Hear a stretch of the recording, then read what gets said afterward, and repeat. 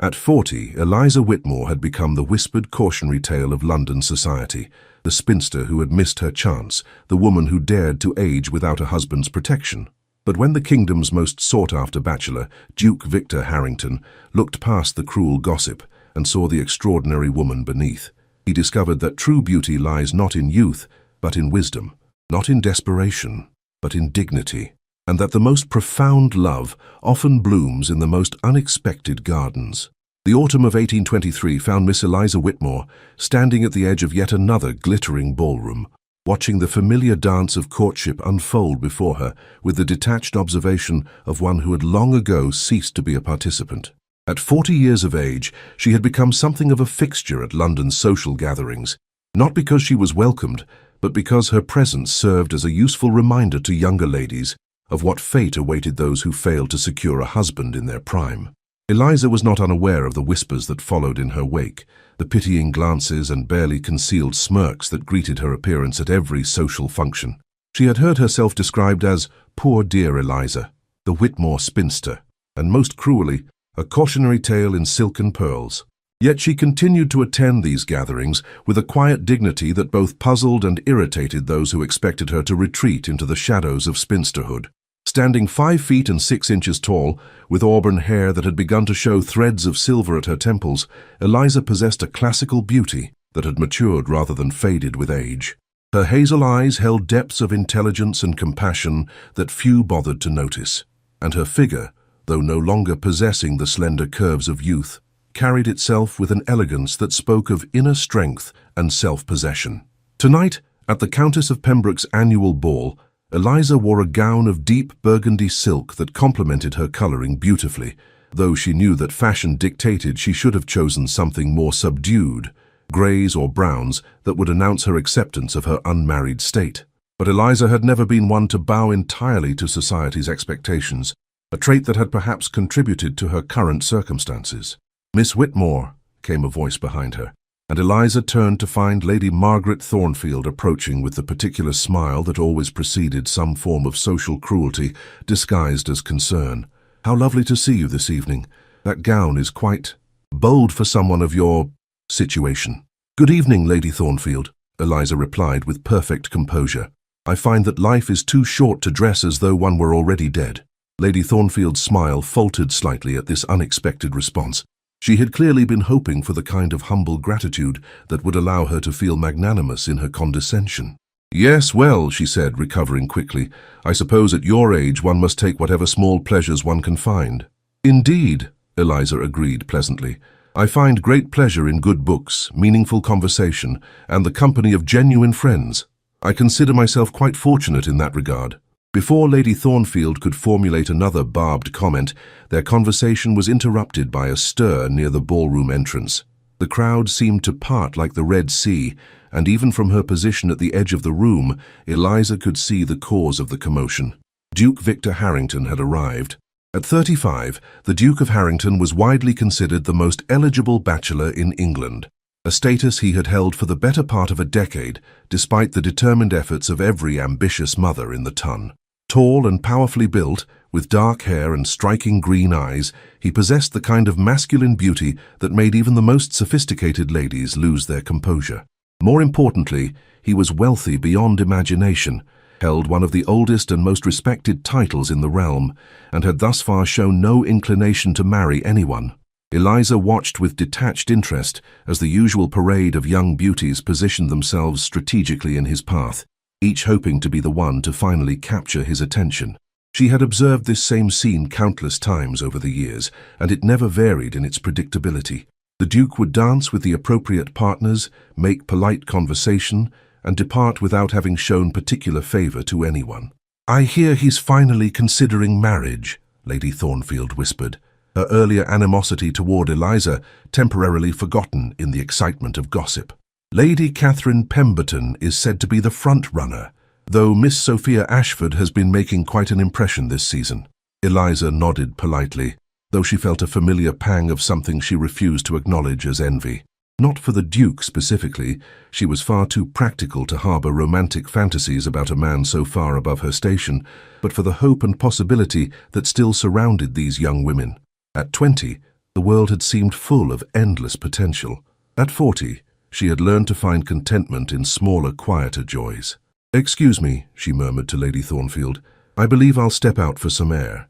The terrace was blissfully quiet after the noise and heat of the ballroom, and Eliza took a moment to enjoy the cool autumn breeze that stirred the carefully arranged curls at her temples. She had always preferred the outdoors to crowded social gatherings, and she allowed herself a few minutes of peaceful solitude before duty would require her to return inside. "I don't believe we've been properly introduced." The voice, deep and cultured, came from behind her, and Eliza turned in surprise to find Duke Victor Harrington himself standing in the doorway to the terrace. In the moonlight, he was even more imposing than he had appeared in the ballroom, and Eliza felt an unexpected flutter of nervousness. "Your Grace," she said, offering a perfectly executed curtsy. "I am Miss Eliza Whitmore." "Miss Whitmore," he repeated, moving to stand beside her at the stone balustrade. "I confess, I've been watching you this evening, and I find myself curious about something." Eliza felt heat rise in her cheeks, though she wasn't sure whether it was from embarrassment or something else entirely. "Oh, and what might that be, Your Grace? You seem to be the only person in that ballroom who isn't desperately trying to capture my attention," he said with a wry smile. "I find it rather refreshing. Perhaps because I'm the only person in that ballroom who has no illusions about capturing your attention, Your Grace," Eliza replied with characteristic honesty. "I'm 40 years old and firmly on the shelf. I'm hardly the sort of woman who would interest a man of your circumstances." Victor studied her face in the moonlight, noting the way she held herself with quiet dignity, despite the self-deprecating nature of her words. "And yet here I am, interested enough to seek you out for conversation." "Here you are indeed," Eliza agreed, though she couldn't quite hide her surprise. "Though I suspect you're simply seeking refuge from the marriage-minded misses and their ambitious mothers." "Partly," Victor admitted with refreshing honesty. "But also because you intrigue me, Miss Whitmore. There's something about you, a quality of serenity perhaps, that I find quite compelling." Eliza looked at him sharply, searching his face for signs of mockery or cruel jest, but found only genuine interest. "I fear you may be confusing resignation with serenity, Your Grace." "Are they so different?" Victor asked. "In my experience, true serenity comes only after one has made peace with life's disappointments and chosen to find joy despite them." The observation was so unexpectedly perceptive that Eliza found herself truly looking at him for the first time, seeing past the handsome facade to the intelligent man beneath. "That's a rather philosophical view for a duke, Your Grace." "Perhaps dukes are allowed to have philosophical moments," Victor said, with a smile that transformed his entire face. "Particularly when they find themselves in conversation with a woman who doesn't simper or giggle or attempt to impress them with vapid observations about the weather." "I fear I'm far too old for simpering," Eliza said dryly. "And as for impressing you, I gave up trying to impress anyone years ago. I find it's much more comfortable to simply be oneself." "And who is yourself, Miss Whitmore?" Victor asked, leaning against the balustrade and giving her his full attention. Beyond the woman society has labeled and dismissed. The question caught Eliza off guard. It had been so long since anyone had asked her about herself, really asked with genuine interest, that she hardly knew how to respond. I suppose I'm someone who has learned to find contentment in unexpected places." I read voraciously. "I correspond with several ladies who share my interest in social reform, and I've discovered that there's a great deal of freedom in being overlooked by society." "Social reform?" Victor's eyebrows rose with interest. "What sort of reforms?" "Education for working-class children primarily," Eliza said, warming to a subject close to her heart. "And improved conditions for women in the factories. I know it's not considered appropriate for ladies to concern themselves with such matters, but you concern yourself anyway," Victor finished. "How wonderfully subversive of you." Eliza looked at him in surprise. "You don't disapprove?" "On the contrary, I find it admirable," Victor said. "Too many people of our class are content to enjoy their privileges without considering their responsibilities. Tell me more about your work." For the next half hour, Eliza found herself engaged in the most stimulating conversation she had enjoyed in years. Victor listened with genuine interest as she described her correspondence with reformers in Manchester and Birmingham, her efforts to raise funds for schools in London's poorest districts, and her growing conviction that society's treatment of women, particularly unmarried women, was both cruel and wasteful. "You speak with great passion about these causes," Victor observed. Have you considered that your own experiences might give you unique insights into the challenges faced by women who don't conform to society's expectations? I suppose they might, Eliza said slowly. I hadn't thought of it in quite those terms. Perhaps you should, Victor said. There's power in understanding born of experience, Miss Whitmore. Your voice might carry more weight than you realize. Before Eliza could respond, the sound of approaching footsteps announced the arrival of other guests seeking the cooler air of the terrace. Victor straightened, and Eliza felt the spell of their conversation begin to break. I should return inside, she said, though she was reluctant to end their remarkable exchange. As should I, Victor agreed. But I hope we might continue our conversation at some future occasion, Miss Whitmore. I would like that very much, Your Grace, Eliza said, and was surprised to realize how much she meant it. As they walked back toward the ballroom together, Eliza was acutely aware of the stares and whispers that followed them. She could practically feel the speculation crackling through the air like electricity, and she knew that by tomorrow morning, all of London society would be buzzing with questions about why the Duke of Harrington had spent nearly an hour in private conversation with the notorious spinster Eliza Whitmore.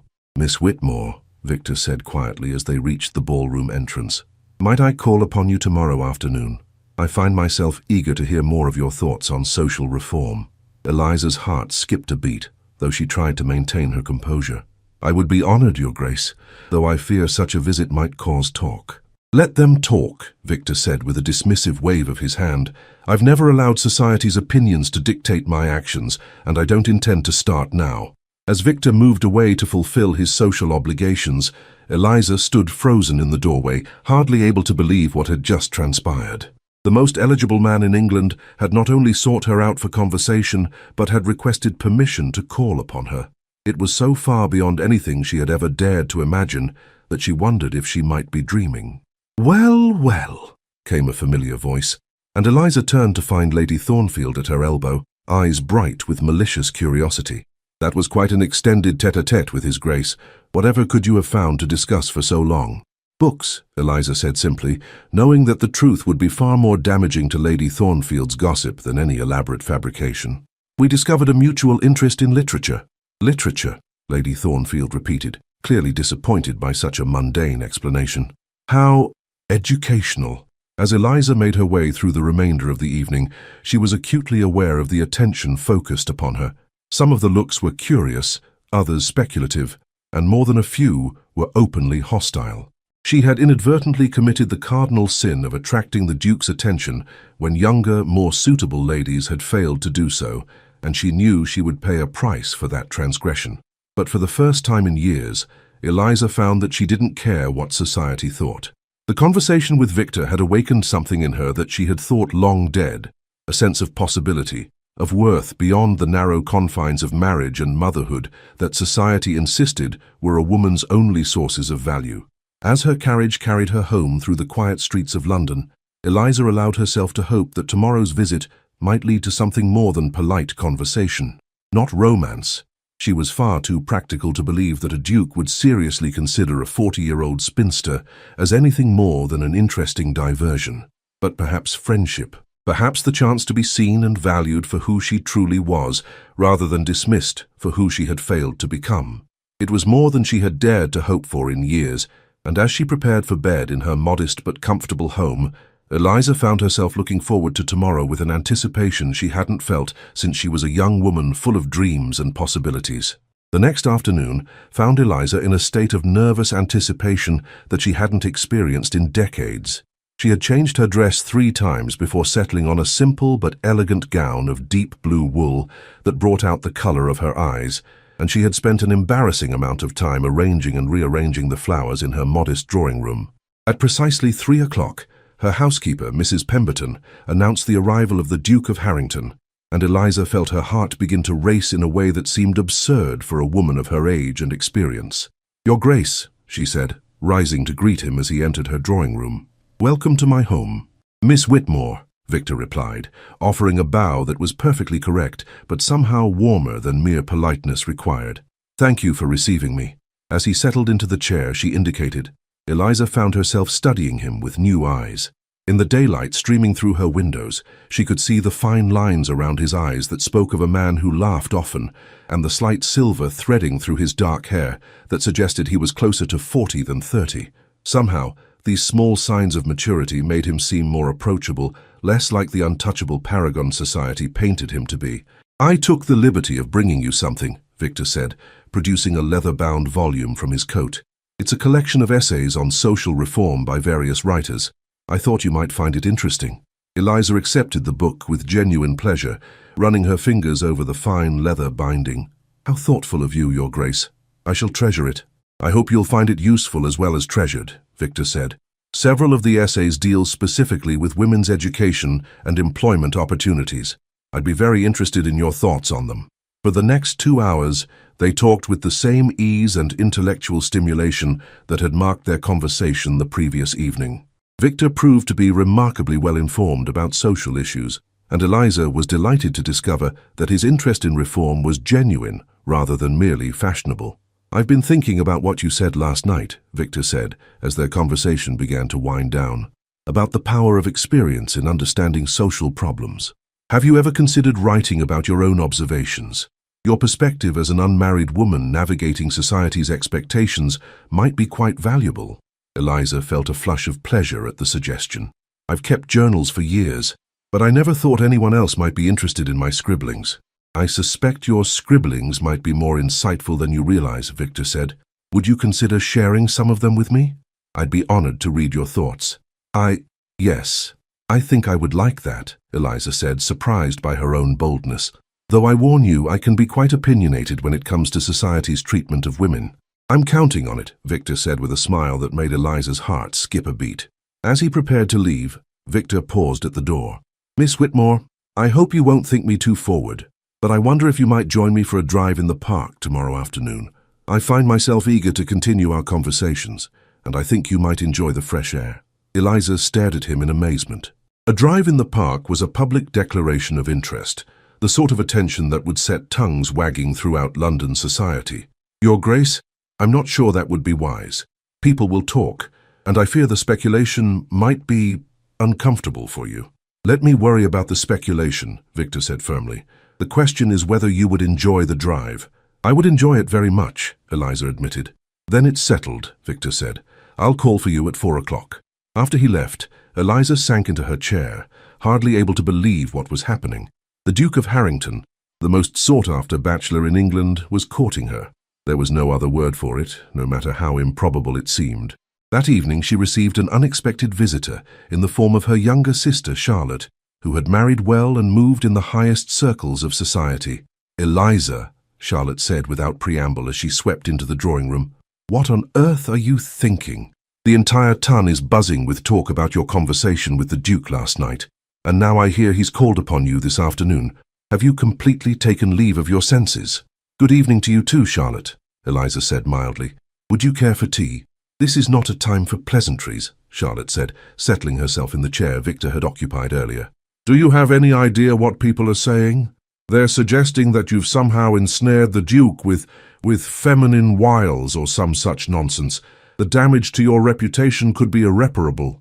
"My reputation as a spinster, you mean?" Eliza asked with amusement. "I hardly think it could sink much lower." "This is not amusing, Eliza," Charlotte said sternly. "You're 40 years old.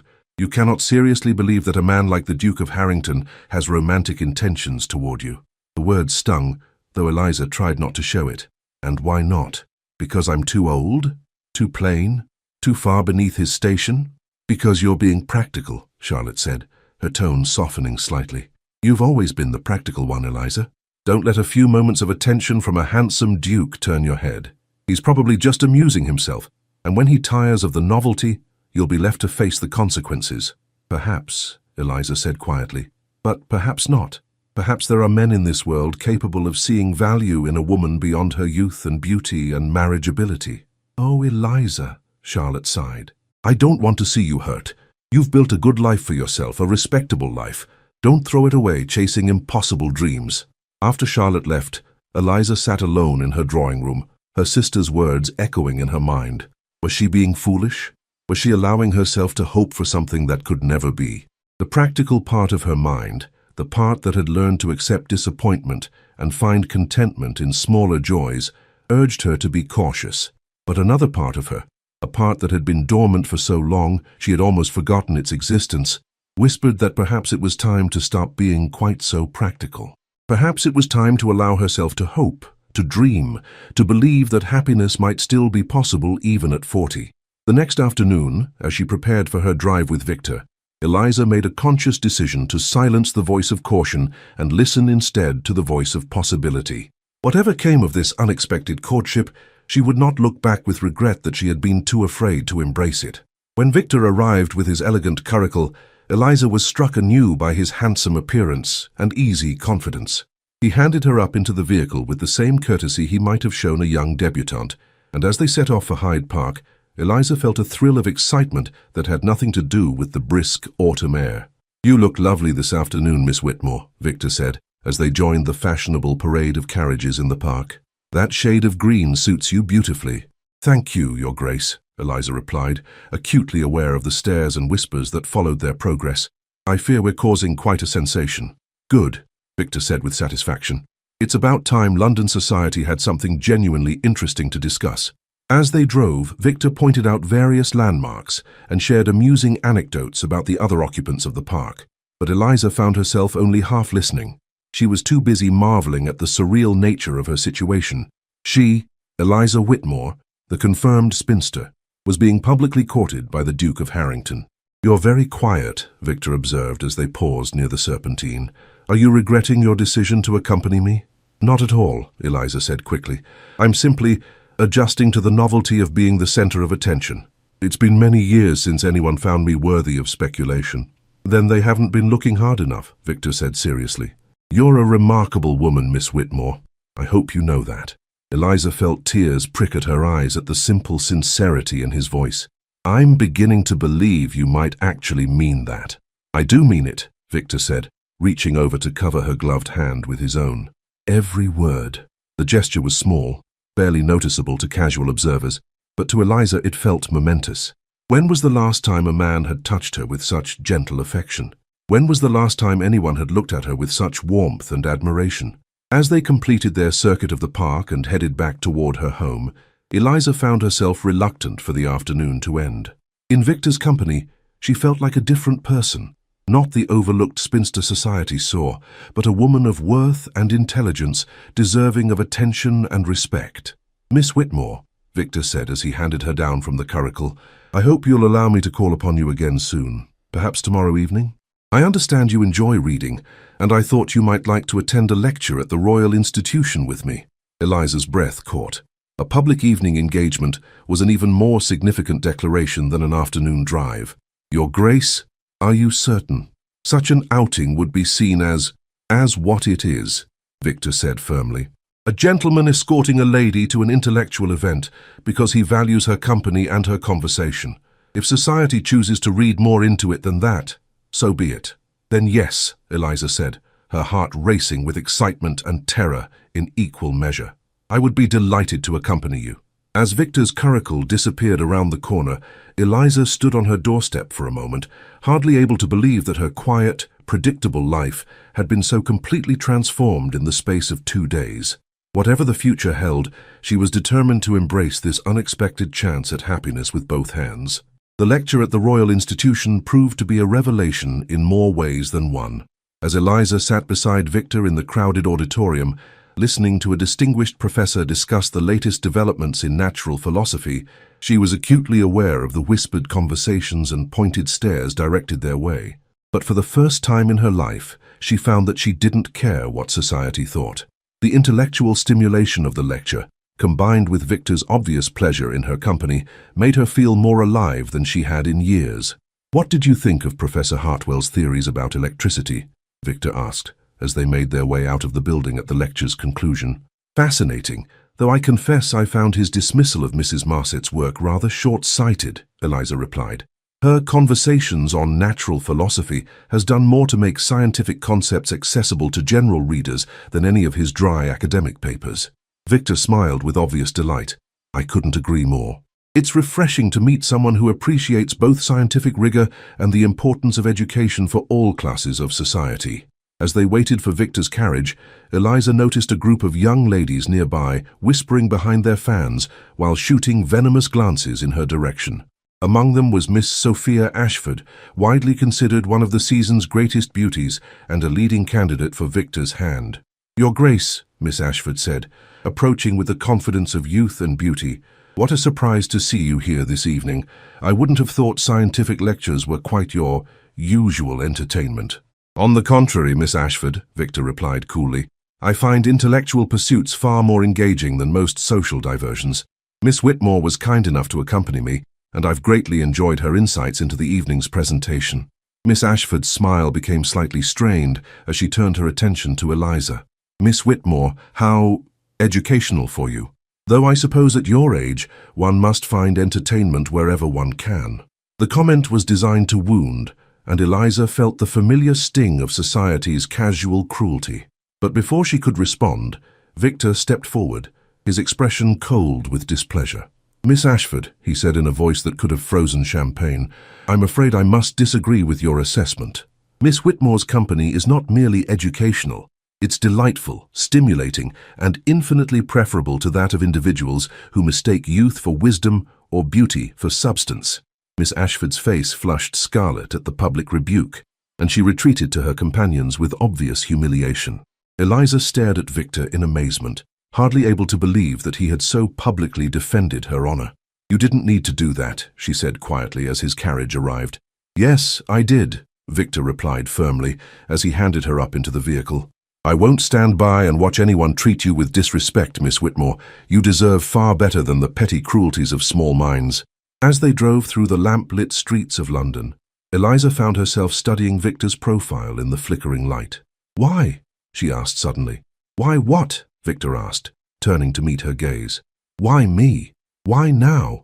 You could have your pick of any young lady in London, beautiful, wealthy, well-connected women who would bring you everything society says a wife should offer. Instead, you're here with me, defending my honor and risking your own reputation. I don't understand it." Victor was quiet for a long moment, and when he spoke, his voice was thoughtful and serious. "Do you know what my life has been like for the past 15 years, Miss Whitmore? Every social gathering I attend, every conversation I have, every smile directed my way, all of it calculated to capture my interest, to secure my proposal, to claim my title and fortune. I've been hunted, pursued, flattered, and manipulated by every ambitious family in England." He paused, running a hand through his dark hair. "And through it all, I've been profoundly lonely. Surrounded by people who wanted to possess me, but had no interest in knowing me. Until I met you."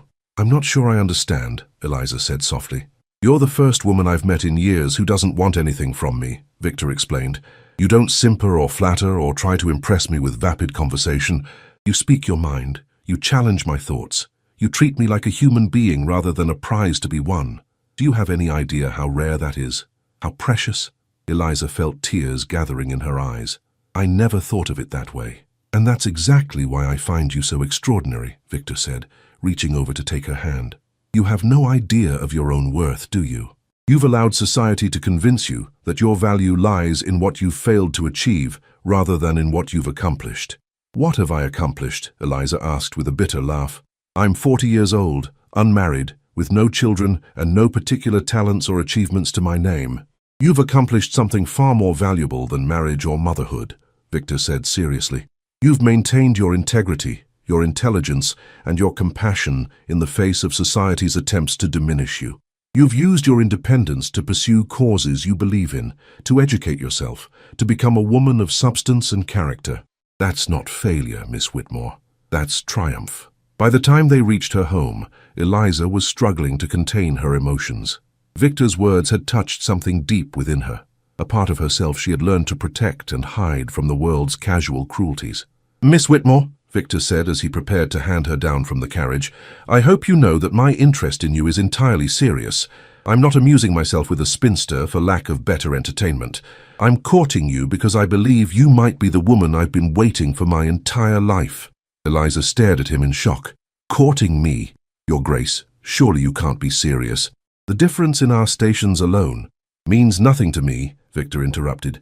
You're the daughter of a gentleman, well-educated and well-bred. Your family may not be as wealthy or titled as others, but your character is worth more than all the dowries in England. But I'm 40 years old, Eliza protested. Past the age of childbearing, past the age of what? Of love? Of happiness? Of being valued for who you are rather than what you can provide? Victor's voice was passionate, intense. Miss Whitmore, Eliza, if you'll permit me the familiarity, I don't want a broodmare or a decorative wife to grace my dinner table. I want a partner, a companion, a woman who can challenge my mind and touch my heart. I want you. Eliza felt as though the world had shifted beneath her feet. Everything she had believed about herself, about her place in the world, about what was possible for a woman of her age and circumstances, was being turned upside down by this remarkable man's words. I don't know what to say, she whispered. Say you'll consider it, Victor said gently. Say you'll allow me to continue courting you, to prove that my feelings are genuine and lasting. Say you'll give us a chance to see what we might become together. Yes, Eliza said, the word escaping before she could stop it. Yes, I'll consider it. I'll give us a chance. Victor's smile was radiant with joy. Thank you, he said simply. You won't regret it, I promise you that. As Eliza prepared for bed that night, she felt as though she were living in a dream. The most eligible bachelor in England had just declared his intention to court her, not as a diversion or an amusement, but as a serious candidate for marriage. It was so far beyond anything she had ever dared to imagine that she could hardly believe it was real. But as she lay in her bed, staring up at the ceiling, Eliza found herself thinking not about the impossibility of her situation, but about the possibilities it presented. For the first time in decades, she allowed herself to dream of a future that included love, partnership, and the kind of happiness she had long ago convinced herself was not meant for women like her. The next morning brought a flood of visitors, all eager to discuss the previous evening's events. Word of Victor's public defense of Eliza had spread through society like wildfire, and everyone wanted to know what it meant for the Duke's matrimonial intentions. My dear Eliza, said Mrs. Pemberton, her elderly neighbour, you must tell me everything. Is it true that the Duke publicly cut Miss Ashford in your defence? The whole town is talking about it. His Grace was merely being polite, Eliza said diplomatically, though her heart warmed at the memory of Victor's fierce protection. Polite? Mrs. Pemberton laughed. My dear, dukes don't risk social censure for the sake of politeness.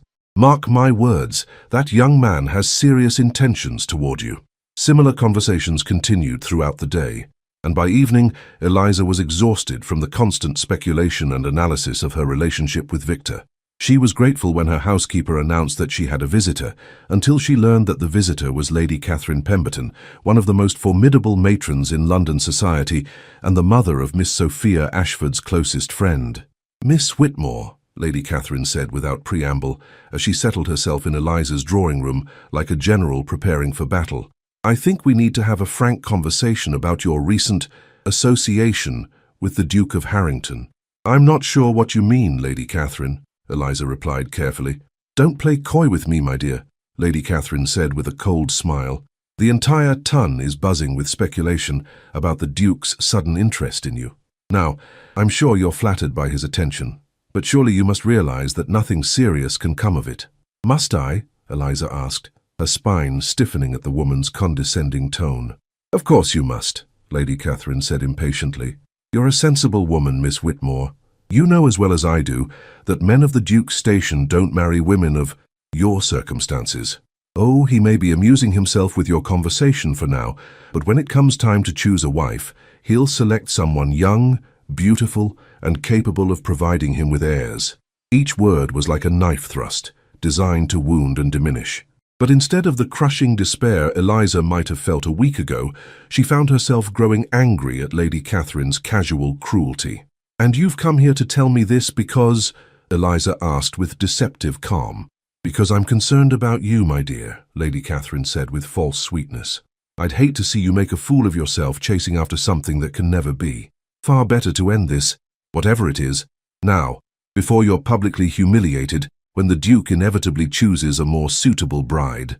How kind of you to be so concerned about my welfare, Eliza said dryly. though I can't help but wonder if your concern might be motivated by something other than pure altruism.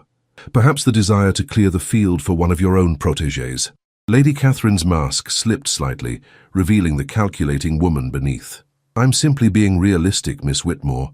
The Duke may be temporarily intrigued by your novelty, but novelty wears off.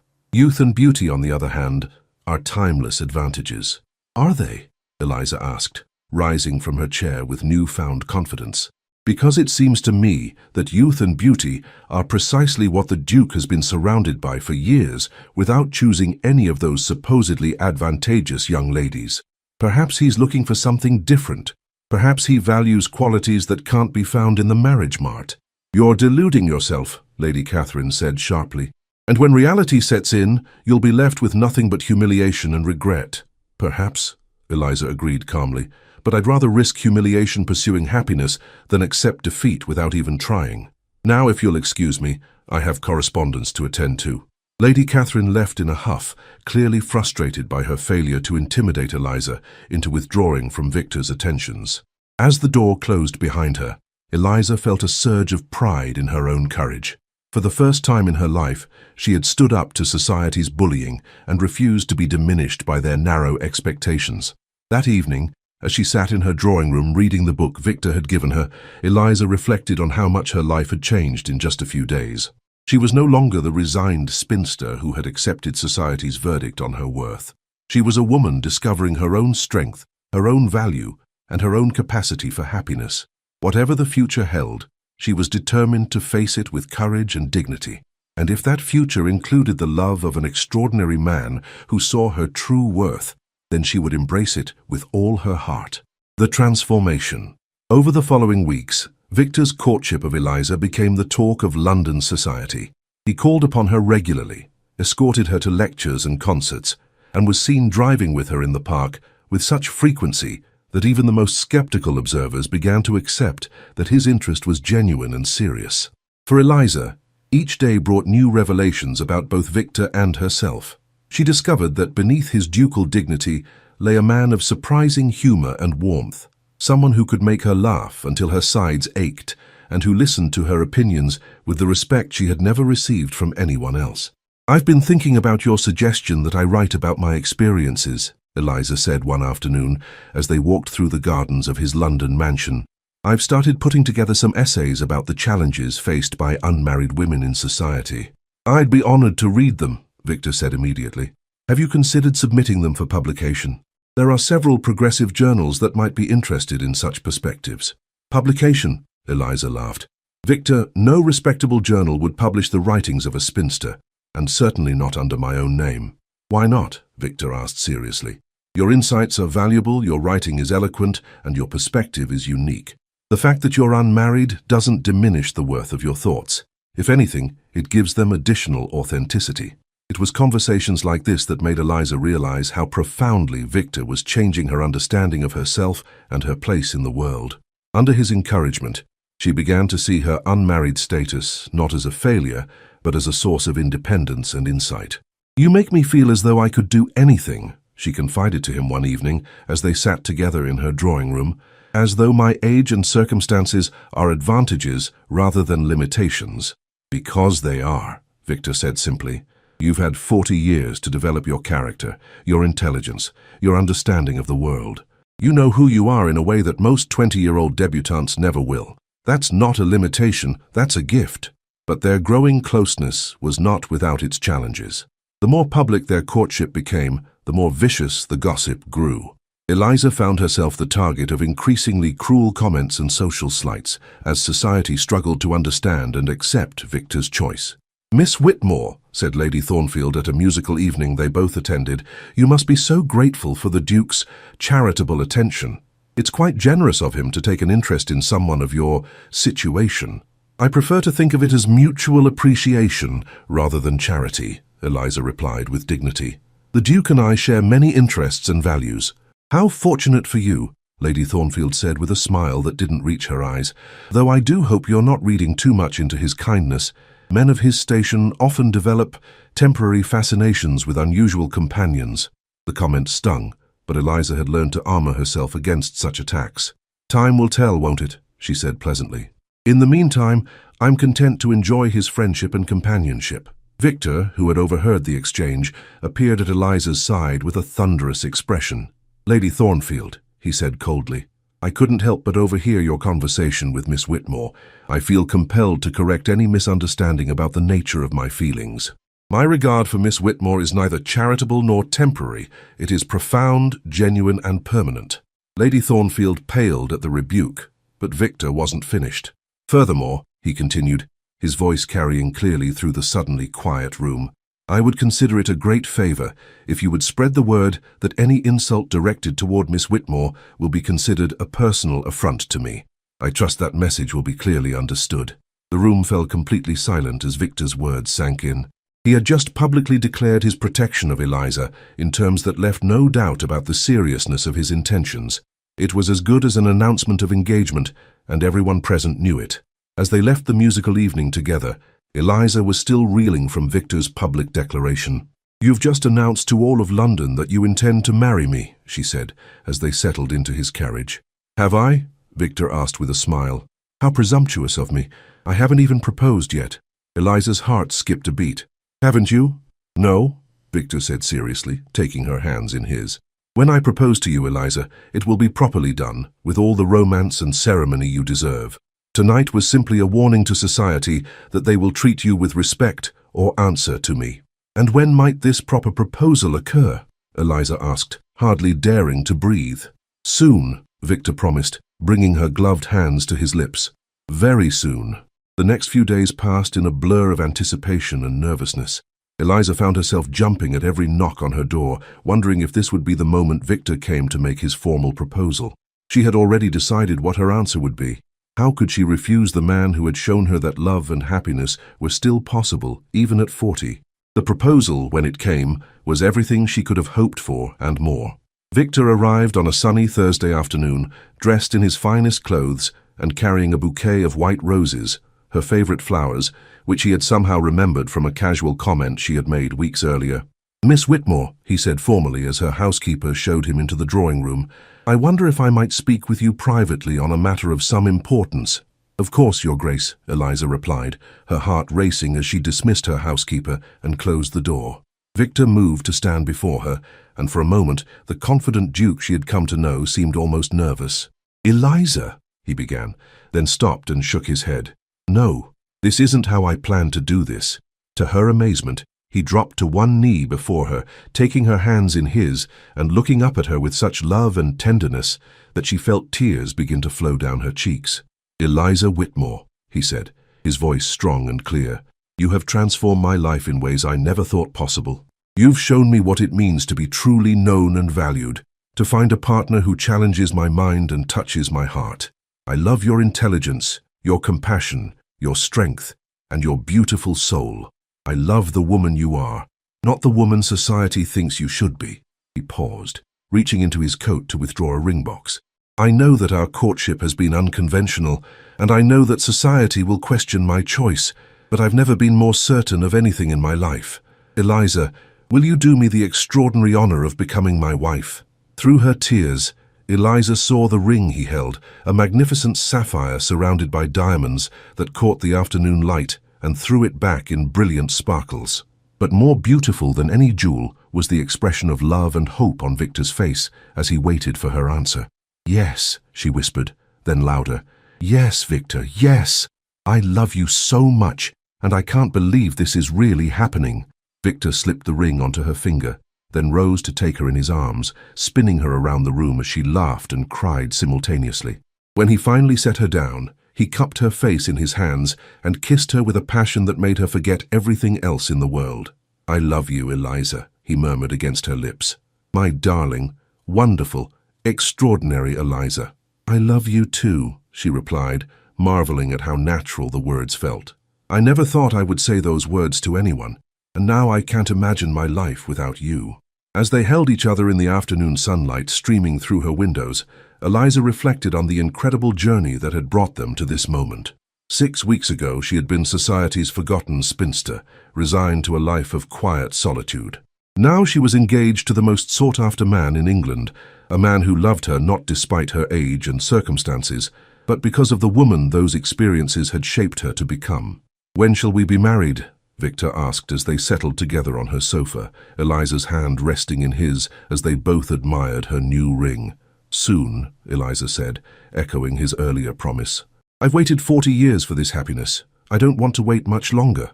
"Neither do I," Victor agreed, bringing her hand to his lips once more. "Neither do I." The wedding of the century. The announcement of the Duke of Harrington's engagement to Miss Eliza Whitmore sent shockwaves through London society that reverberated for weeks. Never in living memory had such an eligible bachelor chosen such an unlikely bride, and the Tuns struggled to understand and accept Victor's choice. Some whispered that Eliza must have somehow ensnared him with feminine wiles or dark arts. Others suggested that Victor had suffered some sort of mental breakdown that affected his judgment. A few more charitable souls proposed that it was simply an elaborate jest that had gone too far. But Victor's obvious happiness and Eliza's quiet dignity gradually began to win over even the most skeptical observers. When they appeared together at social gatherings, it was impossible to miss the genuine affection between them, the way Victor's eyes lit up when Eliza spoke, or the way she bloomed under his attention and protection. "I must admit," confided the Duchess of Marlborough to her closest friend, "I was prepared to disapprove of the match entirely, but seeing them together, there's something quite beautiful about it. He looks at her as though she's the most precious thing in the world." "And she's not at all what I expected," her friend replied. "I thought she would be grasping or desperate, but she's remarkably composed and dignified. If anything, she seems almost surprised by her good fortune." Indeed, Eliza was still adjusting to her transformed circumstances. Overnight, she had gone from being society's cautionary tale to being one of its most celebrated figures. Invitations poured in from hostesses who had previously overlooked her, and she found herself the center of attention wherever she went. "It's rather overwhelming," she confessed to Victor one evening as they attended yet another social gathering in their honor. "I'm not sure I'll ever grow accustomed to being the focus of so much attention." "You're handling it beautifully," Victor assured her. "And remember, after we're married, we can spend most of our time at Harrington Hall. Country life is much more peaceful than London society." The mention of their future home sent a thrill of excitement through Eliza. Harrington Hall was Victor's principal estate, a magnificent property in Derbyshire that she had yet to visit, but which Victor described with obvious love and pride. "Tell me more about it," she said as they danced together, oblivious to the watching eyes around them. "It's beautiful," Victor said, his voice warm with affection. "Rolling hills, ancient forests, gardens that my grandmother designed. The house itself is Elizabethan, with modern improvements for comfort. I think you'll love it, Eliza. It will be a perfect place for us to begin our married life." "And your tenants?" Eliza asked, thinking of her growing interest in social reform. "Are they well cared for?" "They are," Victor confirmed, "but I suspect they'll benefit greatly from your attention. You have such a gift for seeing what needs to be done and finding practical solutions." As their wedding day approached, Eliza found herself caught between excitement and nervousness. The ceremony was to be held at St. George's, Hanover Square, the most fashionable church in London, and the guest list read like a directory of the British aristocracy. It would be the social event of the season, and Eliza sometimes felt overwhelmed by the magnitude of it all. "Are you having second thoughts?" Charlotte asked, as she helped Eliza with the final fittings for her wedding gown. Her sister had been one of the first to congratulate her on the engagement, though Eliza suspected it had more to do with the social advantages of being connected to a duke than with genuine happiness for her sister's good fortune. "Not about marrying Victor," Eliza said firmly. "Never about that. But sometimes I wonder if I'm truly ready to be a duchess. The responsibilities, the expectations." "You'll be wonderful," Charlotte assured her. "You've always been the strongest of us, Eliza. If anyone can handle the demands of such a position, it's you." The wedding gown itself was a masterpiece of elegant simplicity. Made of ivory silk with delicate lace trim, it was designed to flatter Eliza's mature figure while maintaining the dignity appropriate to her age and station. Rather than the elaborate confection that might suit a young bride, it was a gown that spoke of sophisticated beauty and quiet confidence. "You look beautiful," the seamstress said as she made the final adjustments. "His Grace is a very fortunate man." 2 days before the wedding, Eliza received an unexpected visitor. Lady Catherine Pemberton, the same woman who had tried to discourage her courtship with Victor, arrived at her door with an expression that suggested she had swallowed something particularly unpleasant. "Miss Whitmore," she said stiffly, as she was shown into the drawing room, "I've come to offer my congratulations on your upcoming marriage." "How kind of you, Lady Catherine," Eliza replied graciously, though she was puzzled by the woman's obvious discomfort. "Please, won't you sit down?" Lady Catherine perched on the edge of a chair, as though she might need to flee at any moment. "I must confess, Miss Whitmore, that I owe you an apology. When I came here weeks ago to discourage your association with the Duke, I believed I was acting in everyone's best interests." "And now?" Eliza asked gently. "Now I see that I was wrong," Lady Catherine admitted with obvious difficulty. "The Duke's happiness is evident to anyone with eyes to see, and you have conducted yourself with such dignity throughout this entire courtship that even your harshest critics have been forced to acknowledge your worth." Eliza felt a surge of compassion for the older woman, recognizing the courage it must have taken to make such an admission. "Thank you for saying so, Lady Catherine. I know our match has been unconventional." "Unconventional, yes, but not inappropriate," Lady Catherine said firmly.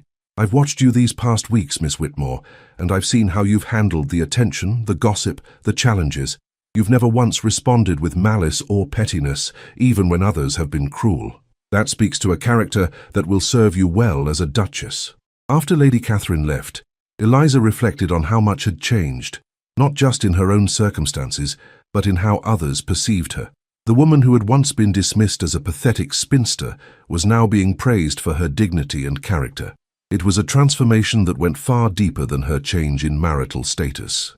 The evening before her wedding, Victor came to call for what would be their last private conversation as an unmarried couple.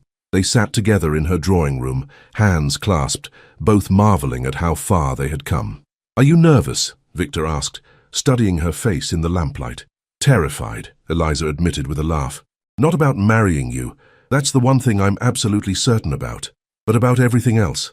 Being a duchess, living up to expectations, not disappointing you." "Eliza," Victor said seriously, lifting her chin so she had to meet his eyes, "you could never disappoint me. You're already everything I could want in a wife. Intelligent, compassionate, strong, beautiful. The title of Duchess is just a formality. You've been the woman of my heart since the moment we met." "I love you so much," Eliza whispered, tears gathering in her eyes. "Sometimes I still can't believe this is real." "It's real," Victor assured her, sealing the promise with a gentle kiss. "Tomorrow, you'll be my wife, and we'll begin the rest of our lives together." The morning of the wedding dawned bright and clear, as though even the weather was celebrating their union. Eliza woke early, her stomach fluttering with nervous excitement as her household bustled with preparations. Charlotte arrived with their mother, who had travelled from the country for the ceremony. Mrs. Whitmore was a gentle woman who had always worried about her eldest daughter's unmarried state, and her joy at Eliza's unexpected happiness was evident in every word and gesture. "My dear girl," she said, embracing Eliza carefully so as not to disturb her hair, "I'm so proud of you, and so happy. The Duke is a wonderful man. Anyone can see how much he adores you." "Thank you, Mama," Eliza said, feeling like a young girl again under her mother's loving attention. "I know this isn't the marriage you expected for me, but—" "It's better," Mrs. Whitmore interrupted firmly. "It's a marriage based on love and respect, which is worth more than all the youthful beauty in the world." As the time for the ceremony approached, Eliza found herself surprisingly calm. All the nervousness of the past weeks had crystallized into a sense of rightness, of destiny fulfilled. She was about to marry the man she loved, a man who saw her true worth and valued her for exactly who she was. The carriage ride to St. George's passed in a blur of well-wishers lining the streets and flower petals thrown by enthusiastic onlookers. Word of the unusual love story had captured the public imagination, and Londoners had turned out in droves to witness the wedding of the century. "Look at them all," Charlotte marveled as they approached the church. "You'd think it was a royal wedding." "In a way it is," Mrs. Whitmore said softly. "It's the wedding of two people who found love against all odds. That's something worth celebrating." Inside the church, Eliza was amazed by the sea of faces turned toward her as she walked down the aisle.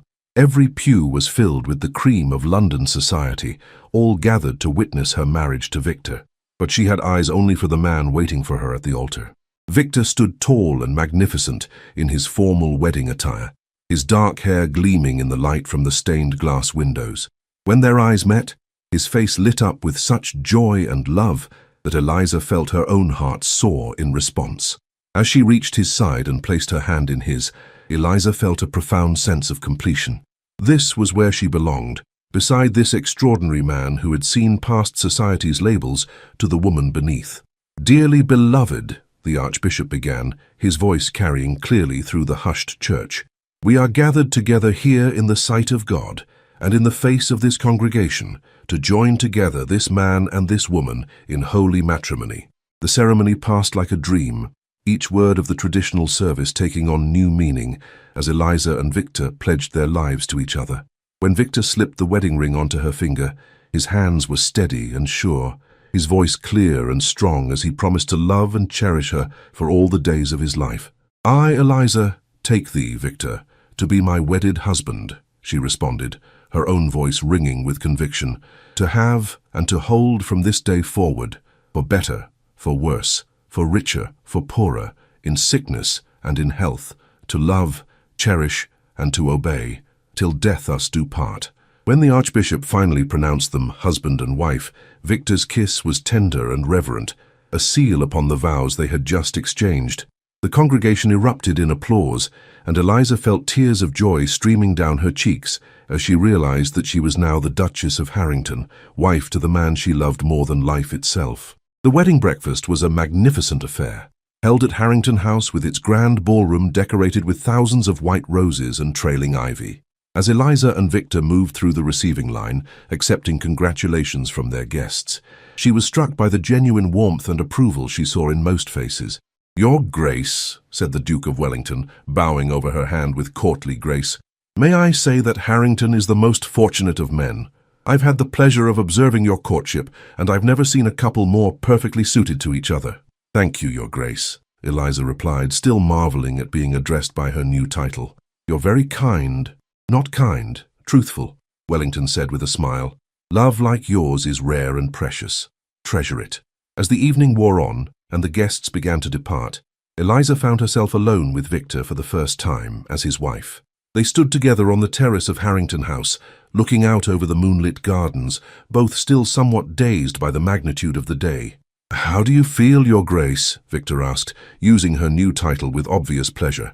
"Like I'm living in a fairy tale," Eliza admitted, leaning into his embrace. "This morning I was Miss Eliza Whitmore, spinster of no particular consequence. Tonight I'm the Duchess of Harrington, married to the most wonderful man in England." "You were never of no consequence," Victor said firmly, pressing a kiss to the top of her head.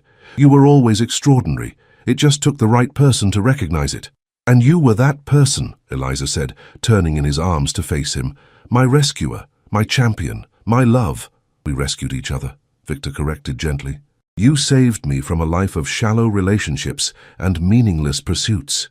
You showed me what it means to be truly known and loved." As they made their way inside to begin their wedding night, Eliza reflected on the incredible journey that had brought them to this moment.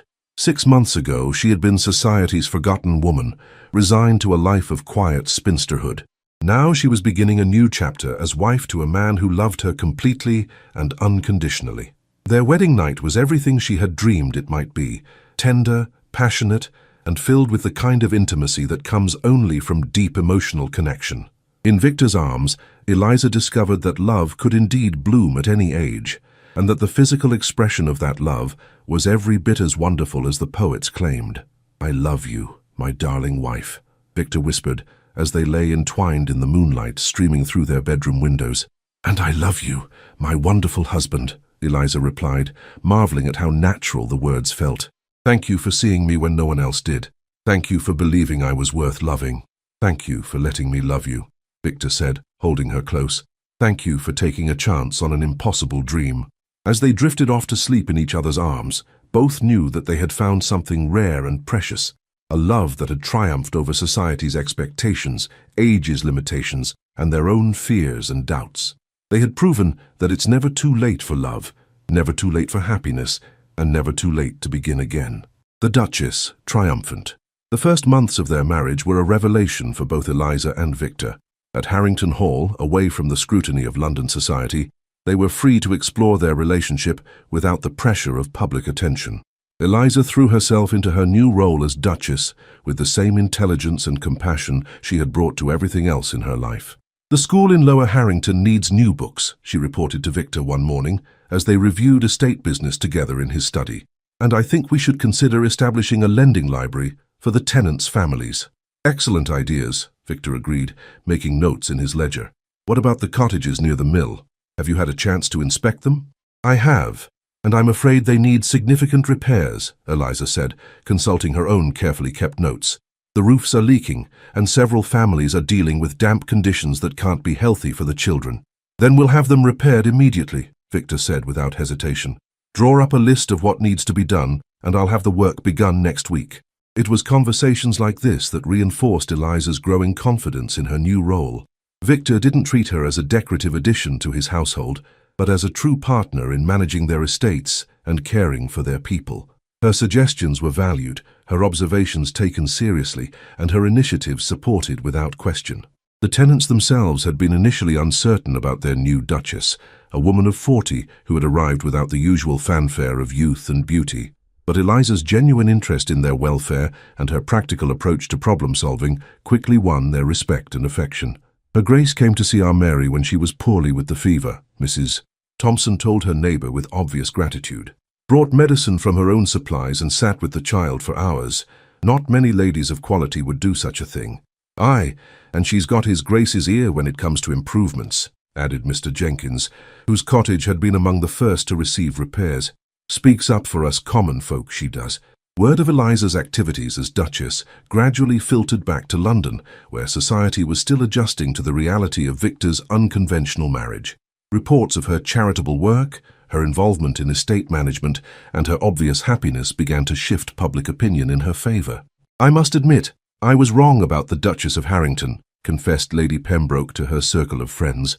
"I expected her to be grasping or inappropriate, but by all accounts, she's proving to be exactly what a duchess should be: dignified, charitable, and devoted to her duties."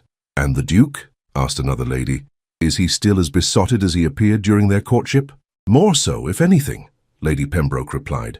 "Lord Ashford saw them at a house party last month and said he'd never seen a couple more obviously in love. The Duke treats her as though she's the most precious thing in the world." Indeed, Victor's devotion to his wife had only deepened with their marriage. He delighted in her intelligence, her compassion, and her growing confidence in her role as Duchess. More than that, he treasured the quiet moments they shared away from public duties. Evenings spent reading together in their private sitting room, morning walks through the gardens, conversations that ranged from estate business to philosophy to their dreams for the future. "I've been thinking about your suggestion that I write about women's experiences," Eliza said one evening as they sat together before the fire. "I've started working on a series of essays about the challenges faced by unmarried women and the need for society to recognize their contributions." "I think that's wonderful," Victor said immediately. "Have you considered approaching a publisher?" "I've been corresponding with Mr. Harrison at Progressive Publications," Eliza admitted. "He's expressed interest in seeing my work, though he warns that it may be controversial." "The best ideas usually are," Victor said with a smile. "I'm proud of you for pursuing this, Eliza. Your voice deserves to be heard." It was support like this that made Eliza realize how profoundly her life had been transformed. Not just her circumstances, but her understanding of her own worth and potential. In Victor's eyes, she saw herself as she truly was, not society's discarded spinster, but a woman of intelligence, character, and value. Their first Christmas as a married couple was spent at Harrington Hall, with Eliza's family joining them for the celebrations. Mrs. Whitmore was in her element, finally able to see her eldest daughter settled and happy, while Charlotte marveled at the transformation in her sister. "You're radiant," Charlotte observed as they decorated the great hall together. "I've never seen you look so alive." "I feel alive," Eliza said simply. "For the first time in years, I feel as though I'm living rather than merely existing." "And Victor? Is he everything you hoped for in a husband?" "More," Eliza said without hesitation. "He's my partner, my champion, my dearest friend. I never knew marriage could be like this, built on respect and shared values as much as love." The highlight of their Christmas celebration was the traditional Boxing Day gathering for their tenants and estate workers.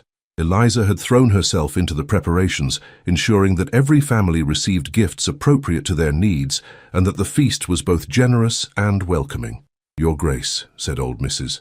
Patterson, the estate's longest-serving tenant, as she approached Eliza during the festivities, "I wanted to thank you for all you've done for us this year.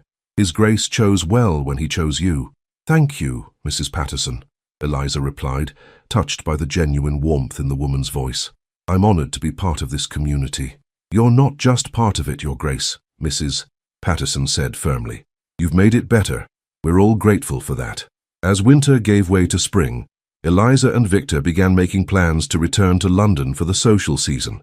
Eliza approached the prospect with much more confidence than she had felt the previous year, secure now in her position as Victor's wife and in her own worth as a person. "Are you looking forward to London?" Victor asked as they discussed their upcoming departure. "I am, actually," Eliza said with some surprise. "I think I'm ready to face society as the Duchess of Harrington rather than as poor Eliza Whitmore, who somehow managed to catch a duke." "You never caught me," Victor said with a grin, pulling her into his arms. "I caught you, remember? And I'm never letting you go." Their return to London was indeed triumphant. The woman who had once been society's cautionary tale was now one of its most respected figures, and invitations poured in from hostesses eager to secure the presence of the Duke and Duchess of Harrington at their events. "Your Grace," gushed Lady Thornfield at their first social gathering of the season, "how wonderful to see you again. You look absolutely radiant. Marriage clearly agrees with you." "Thank you, Lady Thornfield," Eliza replied graciously, remembering the woman's previous cruelty, but choosing to respond with kindness rather than resentment. "I'm very happy indeed. And your charitable work at Harrington Hall, I've heard such wonderful reports of your activities there." "It's deeply fulfilling," Eliza said. "There's so much that can be accomplished when one has the resources and the will to help others."